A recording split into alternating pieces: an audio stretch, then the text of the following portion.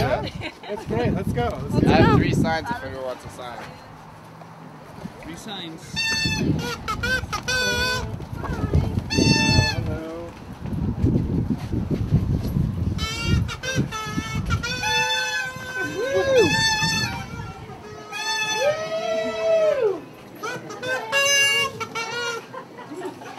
Hello, everybody.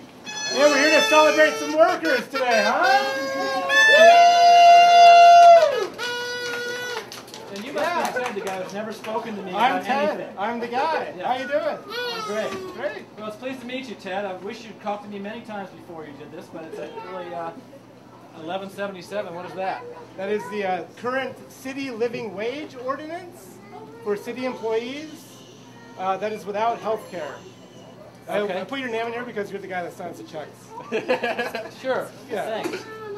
And everybody should know that we're doing research into this as well. Yes, we are. How are you all today? It's nice to see everyone out. I can throw them out. So, yeah, the Abundance Cooperative Market is a democratically run consumer cooperative grocery store. When I awoke one morning, there was a feeling in the air. Everything was quiet, things were different everywhere. The Wobblies were back again with Joe Hill and the Mike. When all the minimum wage workers went on strike, there was no one flipping burgers.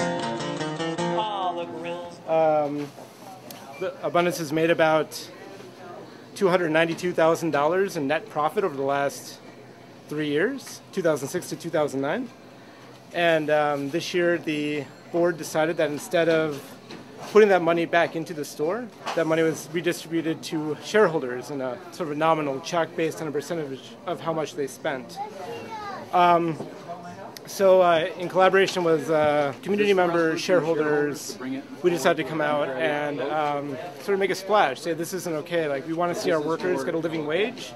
The store has nearly $300,000 to distribute to shareholders. You can take that money, you can put it back into the people that actually make the store work on a daily basis. When I left here, I was asked what is the best advice I could give to the new manager who just got hired before I left as to make the work environment better. And my advice was increase the wage for the workers. There's such a high turnover rate, and we have amazing employees who work here, and I think Abundance takes advantage a little bit of the great work environment to pay workers very, very little. And it's really unfortunate because we have great, high-spirited, positive, outgoing people who work here, and I felt like I was really welcomed as a worker, and I loved all the people who shopped here. And I think that to create the positive, sustainable environment and community that we need in Rochester, we need a living wage. And I think Abundance is the #1 place to start it and make sure that they uphold what they believe in. Well, when we first started talking about having a co-op, one of the primary things that we were concerned about were workers' rights. We felt that workers usually finish last in ventures like this and in nonprofits, and we wanted to have a different approach, and we wanted to have a living wage, and we wanted to have benefits for all the workers. So in our very first budget, we did have exactly that. We had a living wage and benefits for the workers. However, we were naive, shall I say, and pretty soon we began to have serious financial problems. We had thought we had enough money to open the co-op, but you never have enough money to open a co-op. So it came to a point where it literally was close the store to maintain the wages. We would lose the store. So we went to the employees and we said, here's the way it is. And they agreed they'd rather see the store stay open and take a reduction in benefits, which is where we started. And then ultimately, I believe pay went down a little too. I'm a former worker. I worked here in 2007, and actually worked under 2 different general managers, and both of them were promising wage increases to workers in the store. And they would just keep saying, well, we don't have the money, we'll do it soon, we'll do it soon, and then it just never happened, and it's been like this. The 2008 June-July Rutabaga Rep, there was a report back from a shareholder meeting where one of the top priorities among shareholders was to see that workers in the store make a wage high enough to support a family. Right now, 15 workers in the store do not make that kind of a wage. Now that the co-op seems to be on firmer ground, seems to have a backup supply of money, that this absolutely should be the first issue to be revisited.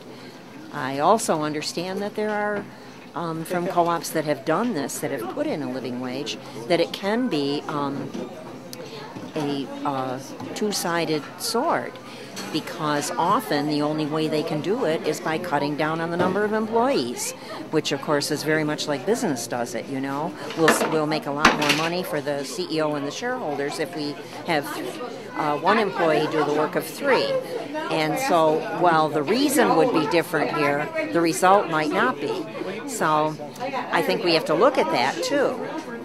But I think that the employees should be part of the discussion. I think the shareholders should be part of the discussion and not just the board. I think that if this is coming to the forefront, it's time for a shareholder meeting on this subject. We've got about maybe 15 shareholders that have agreed to donate their checks to the cause. Mm-hmm. So this is sort of symbolic, but it's also it's symbolic, but it's also direct. Shareholders that I know personally have made a decision. Many of them have made the decision that they don't necessarily want the check and they want to give it back to workers here. So we're actually going to be pooling that money and then writing checks and redistributing that to workers today. As a way for shareholders to take direct action in the situation, because they're not really given another option. Ted wrote up a resolution, and we all kind of were involved with that, and so we're going to submit a resolution to the board of directors, and hopefully we will get enough signatures to get that looked at, and we know it's going to be a work in progress, so it might take a while, but I think that it's a very positive step to get that into the board of directors as soon as possible. So yeah, the resolution. If you're a shareholder, you can sign a resolution, let the board of directors know that you support the resolution. If you're just a regular shopper, voice your opinions to the cashiers and to the managers and let them know that it's something you believe in. And just make sure that you want Abundance to be the best place and the best place to shop and share your time when you're doing your grocery shopping. And the people that you love and see every day, just make sure they know that we have your support. Oh!